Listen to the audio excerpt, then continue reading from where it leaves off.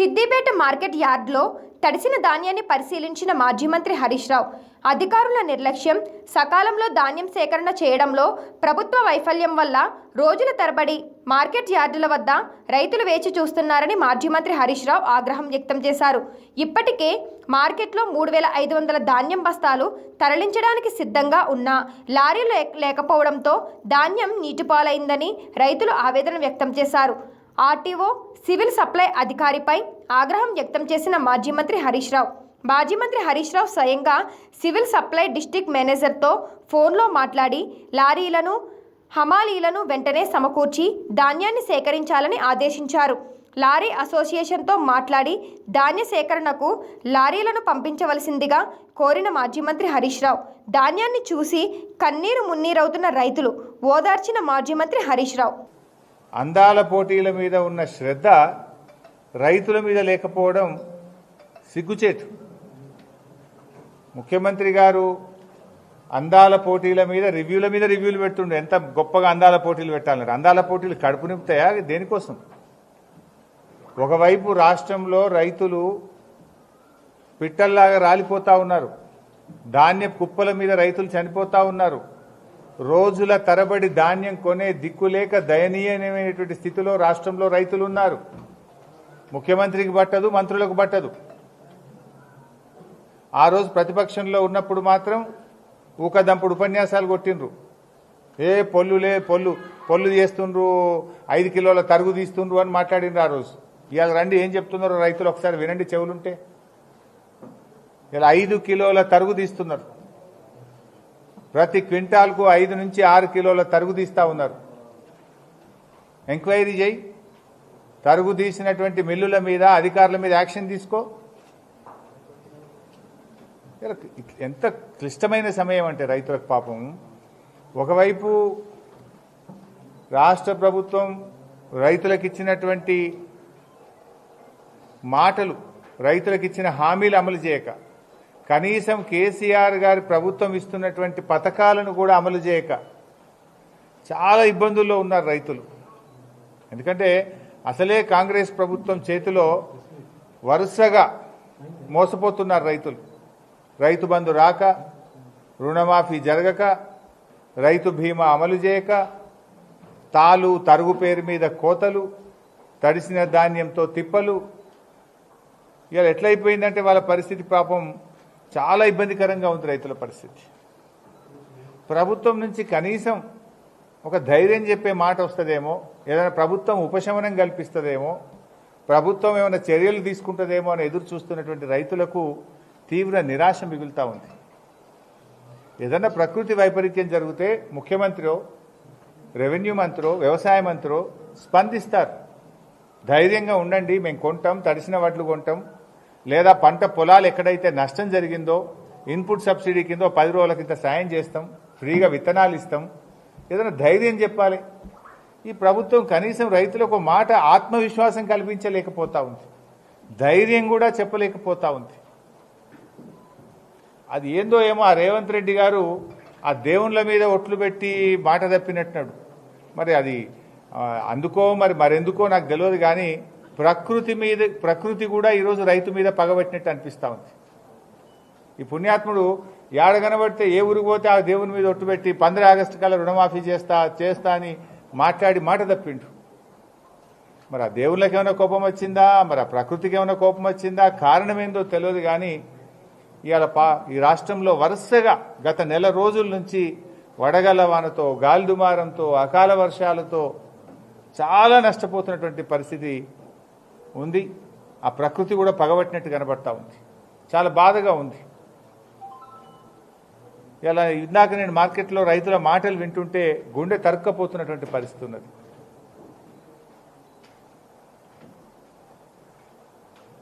ఇవాళ కొంతమంది రైతులు కలిస్తే 6 కిలోలు 5 కిలోలు తరుగు తీస్తుండని, టార్పలిన్ కవర్లు లేవని, ప్యాడీ క్లీనర్లు సరిపడా లేవని, లారీలు రావడం లేదని సమస్యలు ఏకరువు పెడతా ఉన్నారు.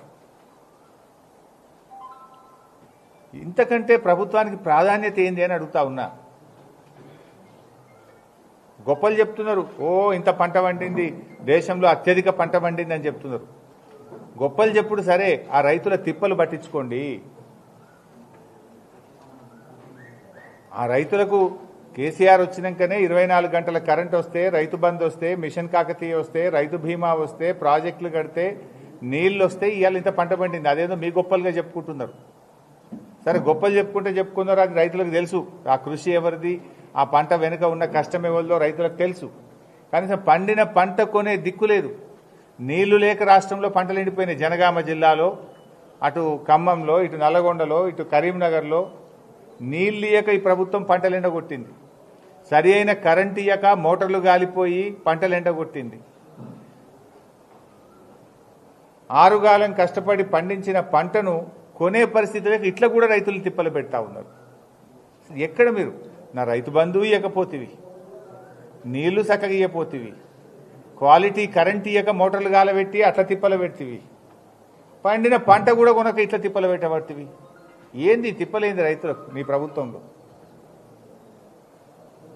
ఒక్కటన్నా నువ్వు చేసినవా? రుణమాఫీ అంటివి, చారణ మందం అయింది గంతే రుణమాఫీ. ఇలా ఊర్లలో ఫ్లెక్సీలు పెడుతుండ్రు, రుణమాఫీ అయినా రైతుల ఫ్లెక్సీలు పెడుతుండ్రు, కానోళ్ళు కూడా పెట్టుండ్రు. మరి రెండు పెట్టుండ్రి. దాదాపు 40-50 కోట్లు ఖర్చు పెట్టి ఫ్లెక్సీలు పెట్టి నీ బొమ్మలు వేసుకుంటున్నావు కదా రుణమాఫీ అయిందని. మరి ఆ ఊళ్ళో రుణమాఫీ కానటువంటి రైతుల పేర్లు కూడా లిస్టు పెట్టరా? అది మరి నువ్వు అది ఎవరన్నా పెట్టంగా ఆపుతుర్రా? చారణ మందికి చేసి రుణమాఫీ అయిపోయిందని ఊర్లలో లిస్టు పెట్టి ప్రచారం చేసుకుంటున్నావు, నీ బొమ్మలు వేసుకుంటున్నావు రేవంత్ రెడ్డి గారు. అదే గ్రామ పంచాయతీ దగ్గర కానటువంటి రైతుల ఫ్లెక్సీలు కూడా పెట్టండి. ఆ ఊర్లో ఇంకెంతమందికి రైతు బంధు రాలేదు, రుణమాఫీ కాలేదో ఫ్లెక్సీలు పెట్టండి. వానకాలం రైతు బంధు ఇయ్యలేదు కదా, ఆ ఫ్లెక్సీ కూడా కట్టు. యాసంగిలో కేవలం 1 వంతు ఇచ్చినావు, 2 వంతులు రైతు బంధు ఎగ్గొట్టినావు, ఆ ఫ్లెక్సీలు కూడా కట్టు. 3-4 వేలు ఇచ్చినా ఇంకో 4-5 వేలు ఎగ్గొట్టిన రైతు బంధు అని కూడా ఫ్లెక్సీ కట్టుకో. వానకాలం రైతు బంధు మొత్తానికి ఎగ్గొట్టినా అని ఫ్లెక్సీ కట్టు. ఇవెందుకో కట్టవు ఫ్లెక్సీలు. కరోనా ఉన్న కష్టకాలంలో కేసీఆర్ గారు క్రమం తప్పకుండా టైం మీద రైతు బంధు ఇచ్చిండు. ఏనాడు రైతు బంధు కేసీఆర్ జమానాలు ఆగలే. 11 విడతల్లో 83,000 కోట్ల రూపాయల రైతు బంధు ఇచ్చిండు కేసీఆర్ గారు. నీకు ఒక్కసారి కూడా ఇవ్వకపోతివి చక్కగా? ఒక్కసారి ఇచ్చినావా నీ గవర్నమెంట్ వచ్చినాక కరెక్ట్గా రైతు బంధు ఇయ్యవైతివి, రుణమాఫీ చేయవైతివి, వడ్లు కొనవైతివి, కరెంటు చక్కగా ఇయ్యవైతివి, నీళ్లు ఇయ్య శాతగాదాయ్. చేసింది ఏంది రైతుల కోసం? నీ వరంగల్ డిక్లరేషన్ ఏమైంది అని నేను అడుగుతా ఉన్నా.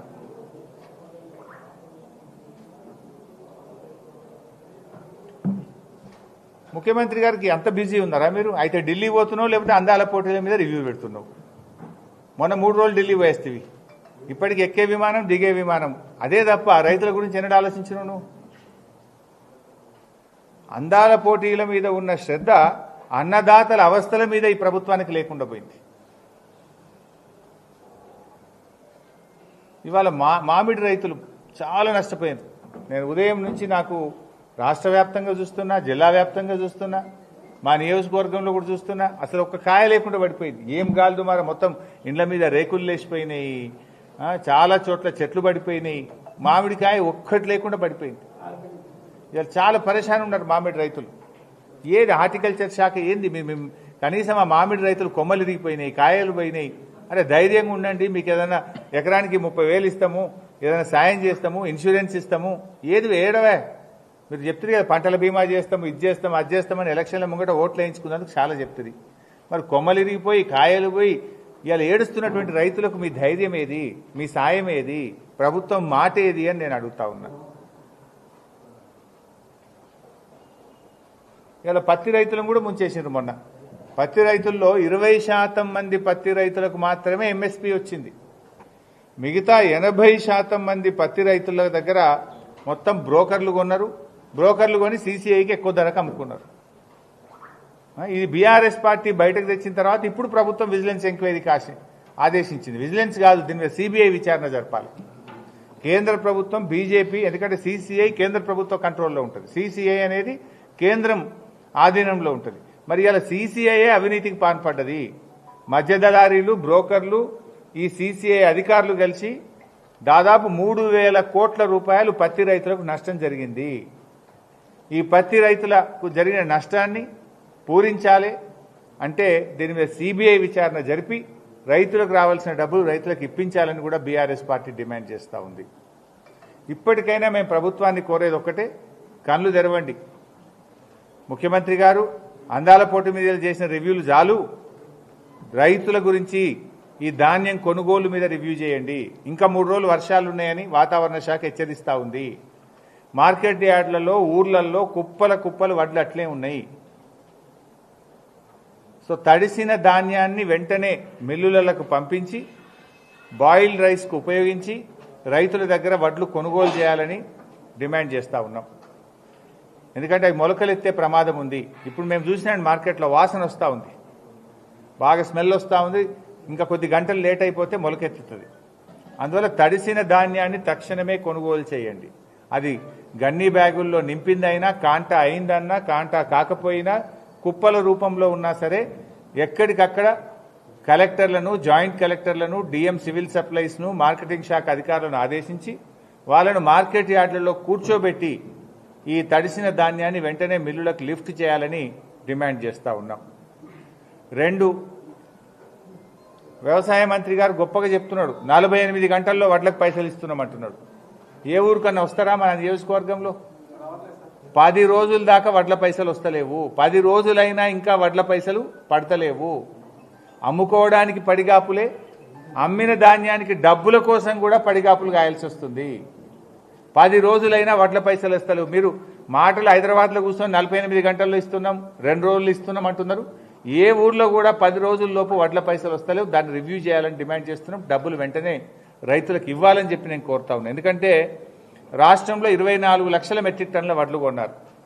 దాటి విలువ బోనసు ప్లస్ వడ్ల విలువ కలిపితే 6,200 కోట్లు.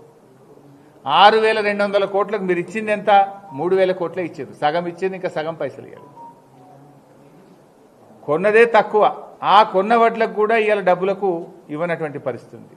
నంబర్ 2, బోనస్ అని గొప్పగా చెప్పిండ్రు. అన్ని పంటలకు బోనస్ అన్నారు, అదే ఎగబెట్టిండ్రు. వడ్లకు బోనస్ అన్నారు, అది ఎగబెట్టి సన్నాలకు మాత్రమే కొంటామన్నారు. ఇవాళ ఆ సన్నాలకు కూడా రాష్ట్రంలో 1 రూపాయి కూడా యాసంగి వడ్లకు బోనస్ ఇవ్వలేదు. 512 కోట్ల రూపాయల బోనస్ పెండింగ్లో ఉంది. తక్షణమే బోనస్ డబ్బులు విడుదల చేయాలి, రైతుల ఖాతాల్లో వేయాలని చెప్పి డిమాండ్ చేస్తూ ఉన్నాం. 3వది రైతు బీమా. కేసీఆర్ ఉండగా రైతులకు బీమా కట్టేది. మీరు వచ్చినాక అది కూడా బంద్ పెట్టిండ్రు.